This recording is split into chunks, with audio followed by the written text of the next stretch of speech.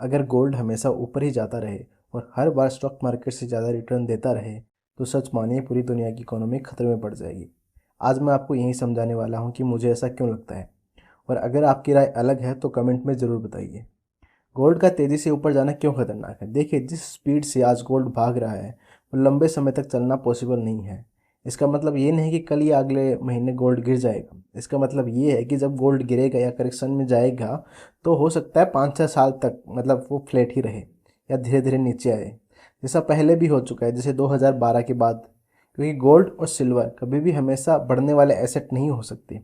अगर ऐसा हो गया तो कैपिटलिज्म यानी पूरा इकोनॉमिक सिस्टम ही टूट जाएगा। इंडिया में गोल्ड को लेकर इमोशंस हैं। भारत में गोल्ड सिर्फ इन्वेस्टमेंट नहीं है, वो इमोशन है। हमारे पेरेंट्स ने देखा है कि फिक्स डिपॉजिट इन्फ्लेशन को हरा नहीं पाती, स्टॉक मार्केट रिस्की लगता है, लेकिन गोल्ड वो हमेशा बढ़ता हुआ दिखा है। इसलिए लोगों को लगने लगा है गोल्ड कभी गिरता ही नहीं है।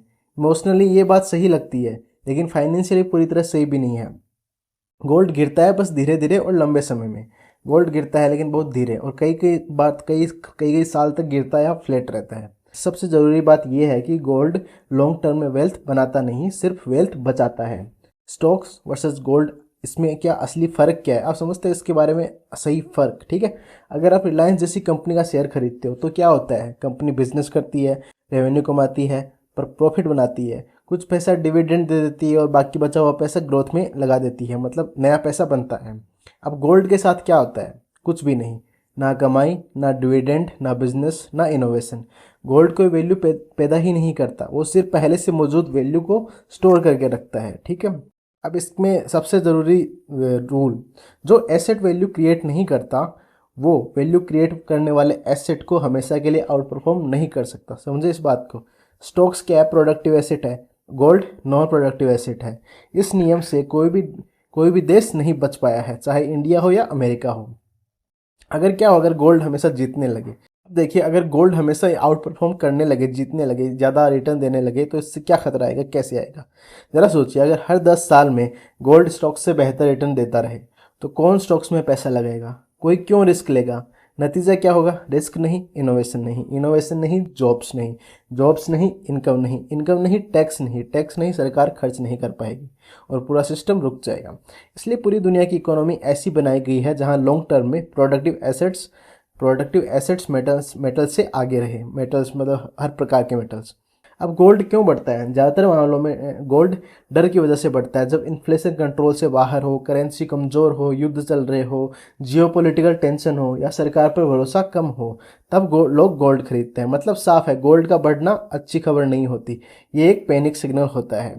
नाउ स्टॉक्स कंपाउंड करते हैं, गोल्ड नहीं करता। कंपनी का प्रॉफिट फिर से प्रॉफिट बनाता है, गोल्ड सिर्फ ऊपर नीचे होता है। इसलिए गोल्ड में लंबे फ्लैट पीरियड, फिर अचानक स्पाइक, फिर सालों तक साइडवेज जैसा पैटर्न दिखता है। थोड़ा हिस्ट्री में जाते हैं और हिस्ट्री में जाके देखते हैं कि क्या क्या हुआ है। 1980 से लेके 1980 से लेके 2005 तक करीब 25 साल में गोल्ड ने लगभग जीरो रिटर्न दिए थे। उसी समय स्टॉक्स ने वेल्थ बनाई, रिटायरमेंट बनाया, इकोनॉमी को आगे बढ़ाया। यही साइकिल बार बार रिपीट होती है। सेंट्रल बैंक गोल्ड क्यों खरीदते हैं? अब इसमें आप भी सोचते होगे चलो ठीक है, गोल्ड इतना अच्छा नहीं है तो सेंट्रल बैंक इतना गोल्ड क्यों खरीदते हैं? कई लोग कहते हैं कि सेंट्रल बैंक गोल्ड खरीद रहे हैं। ये सच है, लेकिन वजह समझिए। सेंट्रल बैंक गोल्ड लेते हैं करेंसी डाइवर्सिफिकेशन के लिए, डॉलर पर निर्भरता कम करने के लिए, जियोपॉलिटिकल सेफ्टी के लिए, मतलब इंश्योरेंस के लिए, ग्रोथ के लिए नहीं। अगर गोल्ड सेंट्रल बैंक का मेन एसेट बन जाए तो इंटरेस्ट रेट कंट्रोल और मॉनेटरी पॉलिसी सब फेल हो जाएगा। अब बात करते हैं अपन सिल्वर की। ये और भी ज़्यादा रिस्की है। सिल्वर आधा प्रेशियस मेटल है और आधा इंडस्ट्रियल मेटल है, मतलब इंडस्ट्रीज में भी काम होता है आधा में। इसकी डिमांड बहुत अनस्टेबल है और सप्लाई जल्दी बढ़ जाती है, इसीलिए सिल्वर बहुत ज़्यादा वॉलेटाइल होता है। ETF की वजह से आज सिल्वर में आर्टिफिशियल डिमांड बन रही है। ETF फ्लो रुका तो प्राइस तेज़ी से गिरता है, इसीलिए सिल्वर लॉन्ग टर्म इन्वेस्टमेंट में ज़्यादा स्पेकुलेशन है। अब इसका कंक्लूजन निकालेंगे अपन तो देखेंगे कि 100 साल के डेटा में स्टॉक्स ने 6 से 7% रियल रिटर्न दिया है और गोल्ड ने 0 से 1% का। मतलब गोल्ड वेल्थ बचाता है और स्टॉक्स वेल्थ बढ़ाते हैं। अब गोल्ड हर पोर्टफोलियो में होना चाहिए, लेकिन हेज के रूप में, ग्रोथ इंजन नहीं।